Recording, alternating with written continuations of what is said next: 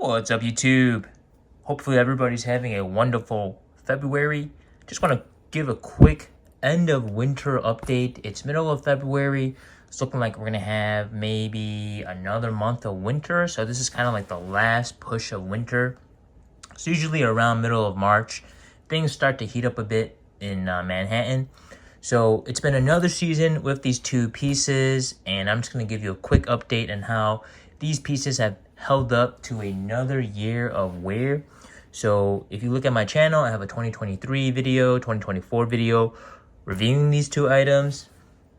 So the Retro Pile Fleece Better Sweater Full Zip. This is probably my third or second year of owning it, and this one, it's showing a bit more wear as opposed to the Retro X Fleece, which I for sure have been wearing for 3 years. So yeah, Retro X Fleece I've been wearing for 3 years. Very minimal wear. I'll quickly go into that next, but let me just talk about the Retro Pile Fleece. This is my second year of wearing it continuously throughout the winter, and yeah, it's definitely darkened a bit after a couple washes. The softness is still there, but it's just a lot more pilling. As you can see, there's like little bits pilling up more and more, especially towards the high usage areas like the elbow. There's just a lot more pilling. A lot of those mischievous pill balls that pop up, and you really got to maintain this a lot more than the Retro Pile. The Retro Pile, I mean, this is a main outerwear piece, so this gets a bit more wear and tear. And to me, there's absolute no pilling whatsoever, close to none. And my guess is just that the high pile fleece that they use here, just a bit more abrasive resistant. Whereas the fleece that they use on the sweater, it's a lot more delicate. So, you know, it makes sense. The regular better sweaters, they pill as well. So I'm not too shocked that a high pile version will pill as well. So a lot more maintenance. I do find myself finding random balls, pill balls here and there, and then, you know, plucking them off. But softness has gone down a bit. The plushness of the fleece has kind of flattened out overall. So it's gotten a lot more of a broken in feel. The shoulders have stretched out pretty well. And overall, the more I wore this, the more it kind of molded to my body. And again, after every wash, I machine washed the coat, hung dry it, and it was pretty much good to go to wear. So again, only downside is that it pills a bit more than my usual better sweaters. But upside is it is a lot softer.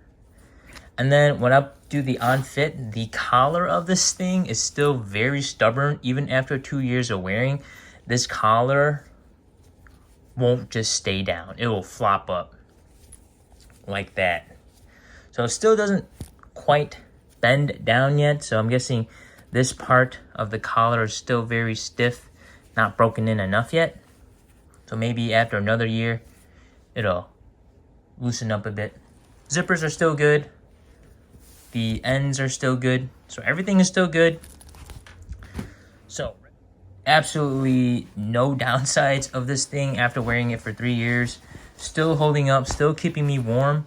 I was afraid this inner wind blocking shell would degrade over time because I'm wearing this over my hoodies and there's a lot of abrasion.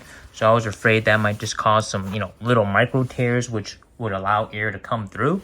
But this thing is still blocking air very well. Again, these aren't heavy duty winter jackets. These are like layering pieces or pieces you throw on for a quick trip in 30 to 40 degree Fahrenheit weather. Only downside is, I guess, these little pocket tabs. They do pick up a lot of dirt. You could see on the camera there's a little bit of darkening here, even with washing. So, I mean, if I'm just trying to nitpick, that's one of the things, especially this part right here. It has darkened a bit. But mainly these two zippers have darkened the most because it's just a lot of usage.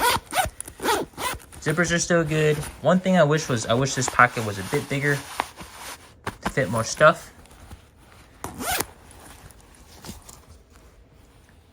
Whoa there. Alright, on the inside, it didn't stretch too much. It still does fit a bit tight in the chest, but I mean, this is a phenomenal jacket from Patagonia, so I really don't have any issues whatsoever. I mean, maybe, you know, when you're zippering up, the fleece bits sometimes might get caught in the zipper, but it's very minimal. Alright, let's do the outfit. Alright, so here's how the Retro X fleece has held up after 3 years of pretty much, I would say, semi-daily wear. I mean, I absolutely love this piece. So soft. No downsides whatsoever. This thing has held up tremendously well. I mean, I was expecting maybe like the cuffs to start breaking up or like pilling all over. But Patagonia has knocked this item out of the park. Only thing I wish I got a large. I'm 5'8", 180 pounds, and it's a little bit difficult to layer with this thing, especially in the chest area. It gets kind of tight, but quality-wise, this thing is 10 out of 10. Absolutely love it. It looks so cozy. Absolutely love wearing this thing. I might actually get a large, but I don't know. I have so many good memories with this jacket, and most of the time I just wear it open. So if you had to pick between this and the regular better sweater, I would definitely get this. The quality is absolutely out of this world. All right, folks, and here is the high pile better sweater. A lot of people online said it's tight in the shoulders. I did have a bit of that on my initial wear, but this thing stretches over time. I would say after a month, it pretty much stretched out to fit my shoulders. Both of these are mediums. It's good. I would pay a bit more to get the better sweater. I mean, the Retro X fleece. I think it's what, $230 versus $150. So extra 80 buckaroos does go a long way. Because this one is mainly just a layering piece. It is ultra soft. Like, whoo, I could sleep in this thing. It's that soft. But, you know, okay, they don't feel the best. They got like hand warmer type, but it just feels kind of itchy and scratchy, and then there's pilling and, you know, very small nitpicky things that are going on, but this thing again looks amazing. Lastly, the collar area, like, it just doesn't stay down. Like, here it is, and then if you move around, the collar just has a mind of its own. So that's one thing to take note. The collar still sits pretty high. And that's pretty much it. I mean, overall, Patagonia products are pretty well made. They got good materials, and this is just a very nitpicky video. I mean, I haven't been buying any new Patagonia pieces just because the ones that I have been wearing are holding up and doing so well. Like, this is awesome. I mean, I would love to buy more Patagonia products, but like, what else is there to get? You know, I got the colorways that I want.